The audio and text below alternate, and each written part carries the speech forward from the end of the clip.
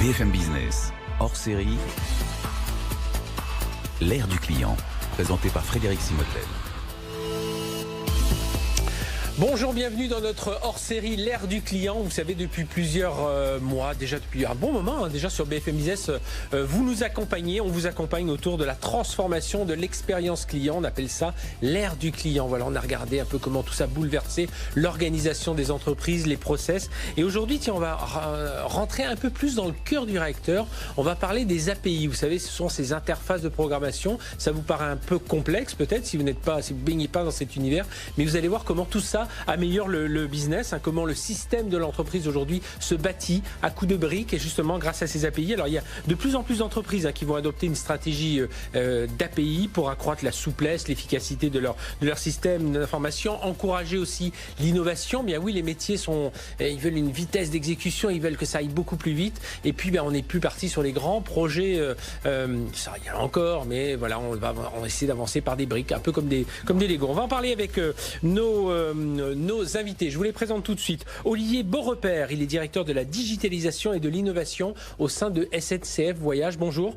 Bonjour. Olivier, merci d'être avec nous. Donc SNCF Voyage, pour bien qu'on comprenne dans le conglomérat SNCF, c'est tous les transports, le TGV. Donc SNCF Voyage, c'est à la SNCF la grande vitesse, la longue distance, un chiffre d'affaires de 7 milliards d'euros, donc plutôt grosse entreprise, 130 millions de voyageurs par an, et c'est une entreprise directement B2C, c'est-à-dire que nous vivons par et pour nos clients. Voilà, et donc des besoins clients qui évoluent tous les jours et donc auxquels il faut répondre. On va en reparler avec vous. À vos côtés, Béchara Rad, qui est PDG de EI Technologies. Bonjour. Bonjour. Et on a eu l'occasion, alors c'était il y a quelques jours, c'était AppExchange avec Salesforce, il y a eu un grand rassemblement. Voilà, alors nous avons organisé un salon qu'on appelle des ISV, Independent Software. Les intégrateurs, oui. Ce sont les fournisseurs de solutions qui viennent se loger sur l'équivalent de l'Apple Store, c'est-à-dire l'AppExchange, qui est celui de Salesforce, celui de Salesforce qui existe depuis 2006 maintenant, ouais, et qui héberge 3000 fournisseurs en fait à peu près. Et on va reparler justement de cet univers, de cette API économie. Avec nous également Pascal Voiran, qui est directeur des alliances chez Salesforce Europe du Sud. Bonjour. Bonjour Frédéric. Pascal, merci d'être avec nous. Tiens, je vais démarrer avec vous Pascal, on le disait justement. AppExchange, c'est le socle de Salesforce, mais voilà, plus globalement, est-ce qu'il n'y a pas la naissance aujourd'hui d'une API économie, c'est-à-dire avec l'émergence du cloud, il faut qu'on aille plus vite, il faut que, je disais tout à l'heure, les systèmes d'information se bâtissent à coups de briques logicielles, on veut aller plus vite dans l'innovation. C'est ça aujourd'hui. Exactement. Et s'ouvrir aux API, c'est ça qui va aider les entreprises. C'est la nouvelle étape, en effet, l'ouverture des API, l'API économie, comme vous dites Frédéric, mais c'est quelque chose qui est actif en ce moment, avec chez Salesforce une manière d'adresser cette demande par l'acquisition d'une entreprise externe qui s'appelle Mulsoft, qu'on est en train d'intégrer pour adresser le point des API. En revanche, c'est un sujet sur lequel on s'appuie depuis 12 ans chez Salesforce, Béchara le disait à l'instant, avec AppExchange, sur en fait un magasin d'applications. Qu'on comprenne bien, les API, j'appelle ça, c'est des interfaces de programmation, oui. Si on traduit mot à mot, c'est ça. C'est-à-dire, il y a un besoin métier, on le verra tout à l'heure avec SNCF Voyage, de traitement de certains types de requêtes. Il faut réfléchir à comment on va traiter tout ça, et puis comment ensuite ça va dialoguer avec le reste du système d'information. Et donc, il faut une interface, c'est ça. Comment on l'ouvre ? C'est une interface, c'est un autre mot pour adresser le problème des interfaces, et en fait, comment on ouvre ces applications sur l'ensemble du monde, mais avec un langage commun, accéléré, plus facile d'accès à l'ensemble des autres applications, pour répondre à ce que vous disiez à l'instant, la nécessité d'être agile, d'être rapide, et aussi de le faire de façon simple, plus productive, plus accessible aux informaticiens, aux utilisateurs, pour répondre finalement à des contraintes externes de la concurrence, des nouveaux acteurs, et Olivier pourra on va comprendre avec cet exemple très concret. C'est quoi les bénéfices concrètement ? On est plus élastique, plus agile, et puis on reviendra aussi tout à l'heure sur les freins aussi, parce que sinon, on irait tous beaucoup plus rapidement, mais comprendre un peu pourquoi on n'y va pas aussi vite. Mais d'abord, les avantages, les bénéfices. On a quelques mesures qui sont faites justement, qui ont été faites par nos amis de Mulsoft et qu'on peut généraliser.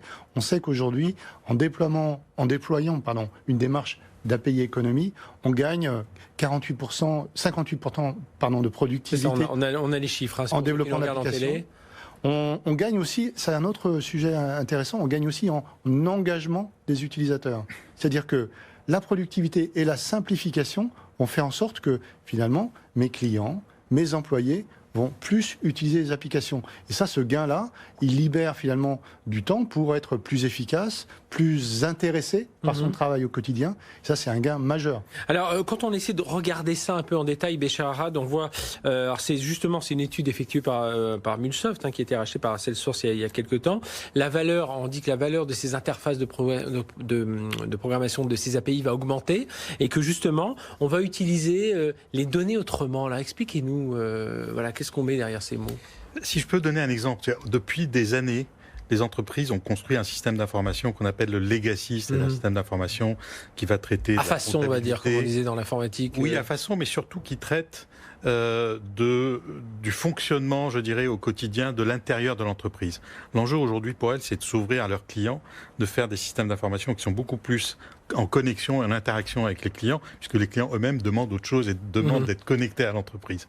Et donc, pour faire interagir ce nouveau monde informatique, qui est l'informatique du client, vers l'expérience client, avec l'ensemble des données que l'entreprise a depuis des années, a accumulées depuis des années.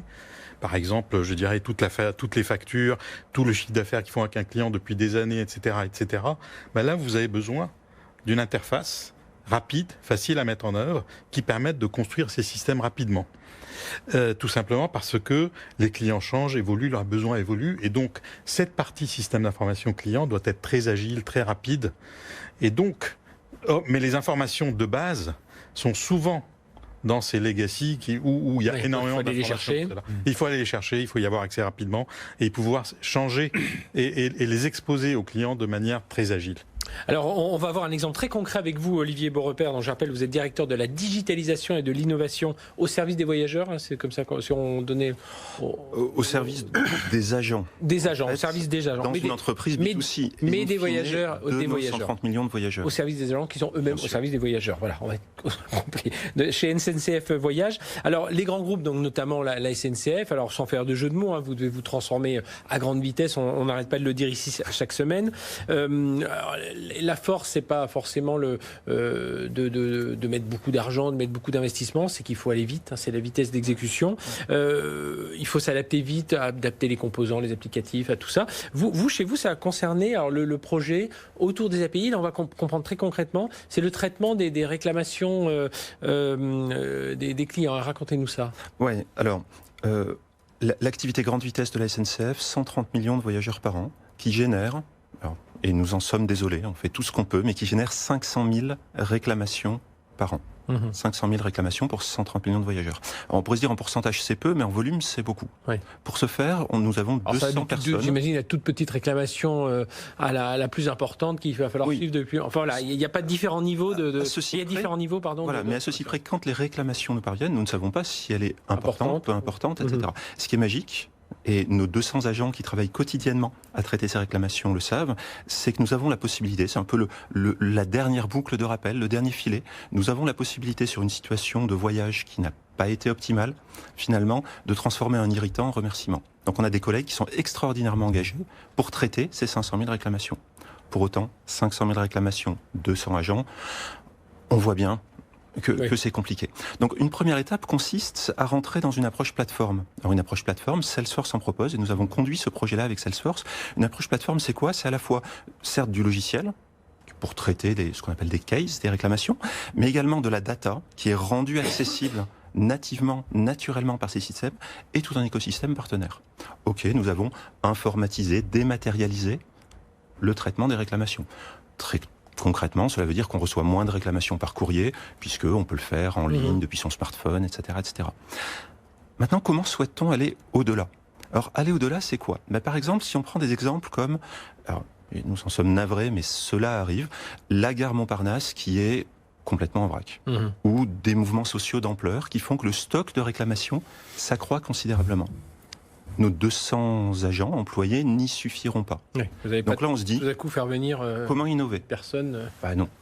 Non, c'est pas le sens de l'histoire. Mhm. Bon, comment prendre les choses différemment? Comment innover? Comme cette donnée est accessible, la donnée de toutes ces réclamations, finalement, on peut faire, alors c'est un peu technique, mais on va parler d'analyse exploratoire des données, ce sont des statistiques, d'intelligence artificielle. Alors je ne suis absolument pas, j'ai jamais été un expert en intelligence artificielle, on n'en a même pas à la SNCF. Mais finalement, d'avoir cette donnée accessible, un écosystème de partenaires, nous a permis, en quelques mois, donc en 3 mois, finalement, d'explorer les données et de trouver des méthodes de traitement, alors partiellement automatisées, qui ont permis de répondre à nos clients, et en diminuant le temps de réponse de 1 mois à 4 ou 5 jours.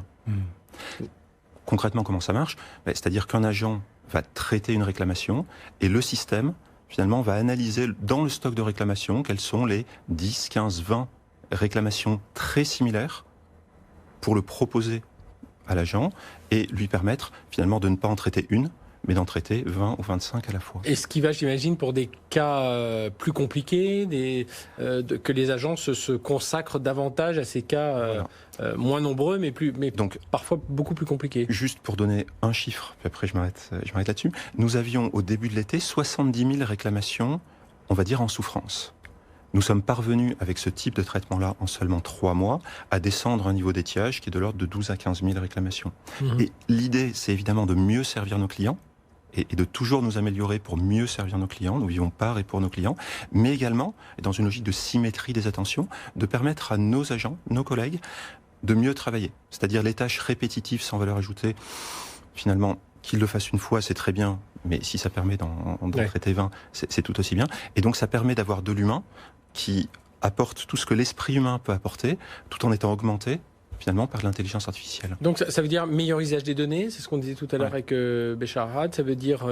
une ouverture des données sur de nouveaux partenaires qui ne sont pas nécessairement Salesforce, on a d'autres personnes, tout en n'ayant pas par défaut, et on parle bien de 3 mois, donc c'est extrêmement rapide pour une grosse entreprise, tout en n'ayant pas par défaut des experts de l'intelligence artificielle, des experts de la science statistique en notre sein. Et tout en n'ayant pas cherché complètement à refondre votre système d'information, vous avez rajouté des briques. Absolument pas. Et nous sommes bien, vous le mentionniez tout à l'heure, dans une approche de Lego dans le cloud. Donc les Lego, les petites briques de plastique que l'on assemble. Finalement, en termes de stratégie, de traitement de nos réclamations, de vision, nous savons où nous voulons aller. Maintenant, c'est pas un projet grand soir, grand matin. C'est par petites touches, par petites briques de Lego que nous allons progresser vers cette vision de 3 mois en 3 mois. Ce qui ça permet également, et le terme a été mentionné, d'être dans l'agilité, c'est-à-dire nous autoriser à pivoter. Finalement, si ça marche bien, on continue. Si ça marche pas très bien, on pivote. Si ça ne marche pas du tout, ça n'est pas grave. Finalement, ça n'a pas coûté très cher. Je parlais d'élasticité tout à l'heure, Pascal Voiran de Salesforce. On est là, on a déverrouillé ces données, on a ouvert, on l'a compris, le système d'information. Alors ça transforme la vie sans doute des utilisateurs, mais justement, ces interfaces de programmation ont permis de faire ce lien entre ces données, ces applications métiers, le cloud, parce que c'est quand même lui qui est à la base aussi de toute cette transformation. Et de sa souplesse, oui. Et pour reprendre le point d'Olivier, cette capacité, elle vient aussi du passé et d'une histoire. La création de l'App Exchange, d'ailleurs, je ne sais plus si c'est Olivier ou Béchara faisait le rappel d'App Store. App Exchange a été créé avant l'App Store.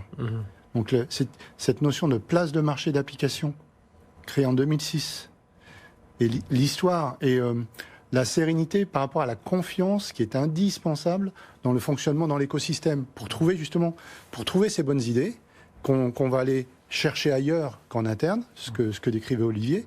Il nous faut une place de marché, donc on a bâti au sens des places de marché des applications, des briques de Lego relativement grandes, pour arriver aujourd'hui, en 2018, à des briques de Lego beaucoup plus petites, qui correspondent à un besoin beaucoup plus précis. Des API, mais l'esprit de partage, d'ouverture, donc de place de marché et de confiance qu'on peut concrètement constater avec l'App Innovation qu'a créé Béchar Arad et les EI Technologies, ce salon où justement toutes ces solutions qui ne sont pas Salesforce, qui sont des partenaires, Je pense que le terme aussi, dans la bouche d'Olivier, était très, très pertinent. Ça permet d'être plus agile et plus rapide. Mais Bécharrat, pourquoi on n'y va pas plus vite alors quand on entend tous ces avantages, c'est quoi? Il y a un manque de vision, il y a une peur de prendre des risques, il y a transformer des choses qui fonctionnent aujourd'hui, même si elles fonctionnent parfois de façon plus... On imagine ces 500 000 requêtes à la SNCF, si elles devaient être traitées dans un mode plus traditionnel, de façon plus lourde. Je pense qu'il y a plusieurs... il y a déjà la maturité finalement des entreprises à intégrer ce type de technologie. C'est nouveau, c'est récent. L'ensemble des entreprises n'ont pas encore, je dirais, forcément la compétence en interne, la maturité pour pouvoir y aller. Donc ça commence de plus en plus et c'est en train d'arriver. Mais voilà, il faut le temps. Ça, je dirais que c'est un premier point. Et le deuxième point, il y a l'histoire. Il y a les compétences qu'a l'entreprise en interne qui font que pour rentrer dans ces nouvelles technologies digitales, ouvertes, agiles, une entreprise d'une certaine taille ne peut pas y aller directement. Donc ça prend du temps. Vous êtes d'accord avec ça, Olivier Borbert? Ça prend. On imagine, voilà, dès qu'on imagine le système d'information du groupe SNCF, y compris SNCF Voyage, vous occupez pour la partie digitalisation, innovation, on imagine des serveurs partout, enfin des infrastructures très plusieurs couches, puis des redondances pour la sécurité, pour tout un tas de choses. Pas forcément lié à l'historique, mais aussi à la sécurité des données que vous devez assurer. Mais... Bien sûr, sécurité des données, sécurité des processus opérationnels et la sécurité des circulations. Enfin, on a une responsabilité énorme. Après, effectivement, nous avons probablement 40 ans d'histoire de l'informatique dans nos serveurs. Je pense que le sujet qui est abordé ici, autour des approches plateformes, de l'APIsation, est un sujet qui n'est pas tant technologique, parce que finalement la technologie on s'en débrouille toujours, mais un sujet de posture, de culture et d'ouverture. Finalement, pour innover, l'idée n'est pas tant, et je parle depuis un grand groupe industriel, donc on va se dire c'est pas forcément simple, mais en fait c'est plus un sujet de posture, en ce sens que l'idée n'était pas d'être le premier sur des idées nouvelles. Et la force de l'AppExchange ou de ces stores d'applications qui permettent à des données qui ne se voyaient pas d'être mises ensemble, de se croiser et de produire de la valeur, finalement l'idée de départ c'est déjà uniquement de se dire je ne veux pas être premier sur une nouvelle idée, je veux juste être deuxième sur une idée qui a marché ailleurs. Et avec ça, à l'échelle d'un groupe, on innove quotidiennement, à la fois pour nos clients, encore une fois, et également pour nos agents. Et c'est ça qui est merveilleux, c'est-à-dire qu'on peut, y compris au travers de la data, transformer la vie des gens, travailler l'engagement, travailler la fierté des collègues dans leurs relations vis-à-vis des agents. Transformer la vie des gens, c'est aussi transformer un peu celle du DSI. J'imagine que, je crois que c'est dans l'étude Mulsoft, justement, oui. On le dit, les DSI passent ce modèle traditionnel, on va pas revenir dessus, à ce modèle un peu multibrique, multifonction, rapidité. Donc ça veut dire le DSI, alors on est toujours, selon on le voit dans le balancier, il va disparaître, puis non, il va pas complètement disparaître, mais il aura des fonctions moindres, et puis non, finalement, il est en train de revenir. Là, en fait, quand il va être au milieu de toutes ces briques, lui va quand même être un maillon essentiel de tout ça. C'est lui qui va porter le ciment si on reste sur ce thème des briques. Alors, ce que je trouve intéressant, effectivement, dans l'évolution du job du DSI, c'est que le DSI est à la fois un expert de la technologie. Et la technologie a toujours évolué. Donc le DSI va continuer à s'adapter, à être curieux sur ces nouvelles technologies. Le DSI a historiquement tissé des liens extrêmement forts avec le business, le CMO, CFO, etc. Il a également l'opportunité aujourd'hui, mais comme technologue, comme expert de la technologie, mais également comme les experts du business, la capacité maintenant de s'intéresser aux usages de nos clients. Et on a mentionné l'App Store, c'est étonnant, on parlait de système d'information d'entreprise, on a commencé à parler de l'App Store. L'App Store, on l'a tous dans notre poche. Voilà. Et on voit que ces choses-là arrivent dans l'entreprise. Donc là, on parle bien d'usage. Et ces usages... C'était le rêve depuis longtemps, non, de la partie IT des entreprises, de dire, tiens, je vais arriver face au métier en leur proposant un catalogue de services. Voilà. C'était ça le grand terme à l'époque, catalogue de services. Bon, maintenant, on parle de magasin d'applications. Et tout l'enjeu maintenant serait peut-être que l'IT et les métiers aillent vers les clients et vers les employés avec un catalogue, une proposition de valeur qui s'implémente dans des apps et qu'on puisse utiliser. Finalement, le digital a transformé nos vies, mais n'a pas encore transformé nos boulots. Béchar Arad, le rôle de ce DSI, justement, il est en train de changer. Enfin, il peut reprendre encore un peu de force avec cette ouverture vers les interfaces de programmation, vers les API. Oui, tout à fait. C'est-à-dire que le gros changement, c'est que le DSI, de plus en plus, est en relation avec l'entreprise, mais aussi avec l'extérieur de l'entreprise, tant en termes de fournisseurs de données qu'en termes de clients, et puis avec les usages. Et ça, je pense que ça, c'est très bien dit par Olivier, c'est un changement fondamental dans ce rôle-là. Forcément, le fait qu'il a à sa disposition des outils qui apportent la souplesse nécessaire et l'ouverture nécessaire pour s'intégrer et s'interfacer avec l'ensemble de ces systèmes d'information va l'aider. Pascal Brand, est-ce qu'on s'enferme pas trop? Tout à l'heure, je parlais des freins, des obstacles. Alors, je trouve qu'à travers, enfin en filigrane, pour ceux qui nous écoutent, qui nous regardent, peut-être que ce qui peut être un frein à cette stratégie d'ouverture, c'est c'est plus la vision que n'ont pas certains DSI ou qui peuvent pas bouger parce que le métier de leur entreprise c'est compliqué, parce que culturellement c'est compliqué. Oui. Mais est-ce que en ouvrant un peu toute cette stratégie autour des interfaces de programmation, on risque pas de tomber aussi dans un travers de revenir dans un discours très technique, très techno? On va parler aux développeurs, aux analystes. Non, je pense pas. Au contraire, on parlait là à l'instant d'un travail en équipe. La technologie, elle va libérer des initiatives, elle va libérer de l'imagination, de l'innovation. En revanche, elle va libérer aussi une capacité à travailler en équipe, en confiance. Attention, équipe, confiance, avec, vous parliez du DSI, mais le DSI qui peut, en se retrouvant dans une relation de confiance, un contrat de confiance même, pourquoi pas, pour paraphraser une grande marque, avec le directeur marketing, le directeur général, le directeur commercial, voire d'autres membres de l'équipe de confiance, comme on le vit avec UI Technologies dans cette table ronde, avec des acteurs régulateurs.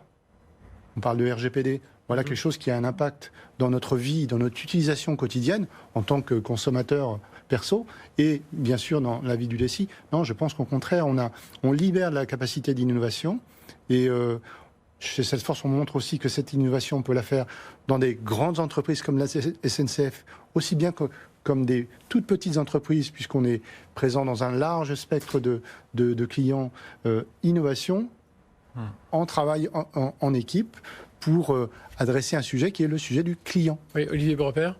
Oui, et je pense même au-delà de ça, quand on parle d'équipe, quand on parle de partenaires, nous tenons au travers de cette APIisation, de cette ouverture du système d'information, ouverture de la donnée, ça arrive même sur l'open data, nous avons la capacité de co-construire avec nos clients. Ouvrons, libérons de la donnée, la SNCF le fait énormément. Donc pour vous ne voyez pas un risque de trop décentraliser l'informatique? Au contraire, vous dites on l'ouvre... Non, parce qu'il y aura toujours du régalien. On a parlé de RGPD, GDPR. Il y aura toujours des sujets d'architecture et d'architecture d'entreprise du système d'information. Donc une dimension, une donne très régalienne. Mais après, le fait d'ouvrir, de rendre accessible des bouts de code, de la donnée, etc. Et on a un certain nombre d'exemples où ce sont nos clients qui nous proposent des idées, qui nous proposent des prototypes. Et finalement, comme cela coûte relativement peu cher à faire, on a même des exemples, je pense à une offre à destination des jeunes qui s'appelle TGV Max, un produit de la SNCF.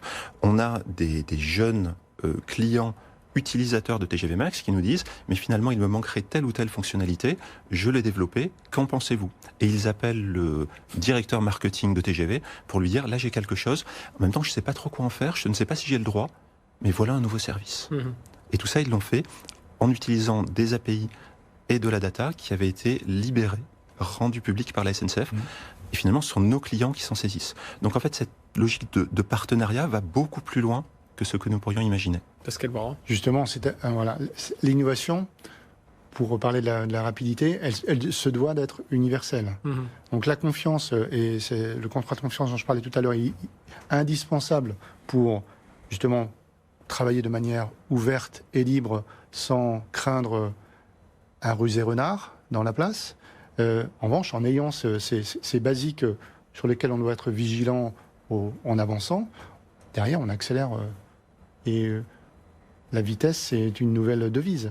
Alors, la vitesse, on est dans une émission sur un hors-série sur l'ère du client, donc on parle de stratégie omnicanale, voilà, on essaie d'être un peu partout. Justement, cette ouverture vers ces interfaces de programmation, Béchar Arad, ça va permettre le multicanal, ça veut dire qu'on communique avec des applications système, des applications mobiles, des applications, des objets connectés, enfin tout un tas de choses. Voilà, donc, c'est la possibilité, je dirais, d'ouvrir le système d'information de l'entreprise à tout un tas de canaux, tout un tas de données qui sont dans l'entreprise ou à l'extérieur de l'entreprise, parce que la décentralisation, c'est aussi à l'extérieur, sortir de l'entreprise, et les informations aujourd'hui sont sur les réseaux sociaux, sont partout, et vous avez besoin finalement de ce type d'application pour pouvoir accéder à ces informations, les faire vivre, leur donner du sens, de la valeur. J'aurais juste, si je peux me permettre, revenir sur le côté technologique.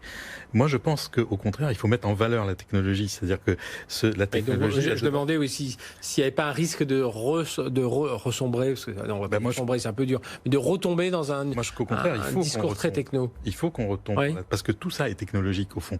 Et en fait, ce qu'apportent les API, les applications sur des stores, etc., c'est de simplifier finalement l'usage. Mais en dessous, il y a de la technologie, il faut encourager les jeunes à aller vers la technologie, il faut encourager les entreprises à comprendre cette technologie, parce que si on ne la comprend pas, même si elle est facile d'usage, ce qui est le plus compliqué est de rendre facile ce qui est complexe. Tous développeurs. Et que les API nous permettent de le faire, mais si on ne comprend pas la technologie qui est sous-jacente et qu'on la néglige, on est dépassé. Et quand on voit que les leaders mondiaux sont avant tout des boîtes technologiques, il faut l'oublier. Il ne faut pas l'oublier. Donc, et quand même, celles qui font du service, derrière, c'est quand même de la technologie qui est bien là. Et même quand on parle de ces grands Américains, voilà, c'est de la technologie qui a fait leur succès. Merci, messieurs. Béchar Arad, donc PDG de EI Technologies, Pascal Voiran, directeur des alliances chez Salesforce Europe du Sud, et Olivier Beaurepaire, directeur de la digitalisation et de l'innovation SNCF Voyage, de nous avoir apporté votre témoignage. Voilà, vous pouvez nous suivre, évidemment, regarder les replays des autres émissions hors série Air du client. Voilà, je vous avais dit, on descend un peu dans le cœur du réacteur, les API, mais vous avez compris, faut sortir de ce discours technique, il faut quand même s'appuyer sur cette technologie, mais en tout cas, si vous voulez davantage être plus performant, plus agile, plus élastique pour votre système d'information par rapport à ce que veulent les clients et puis ce que veulent vos commerciaux chez vous pour leurs clients, eh bien cette stratégie autour des API, je vous conseille de vous y intéresser de près. Merci messieurs, on se retrouve très bientôt pour une nouvelle émission hors série Air du client. À très bientôt. BFM Business, hors série, l'ère du client.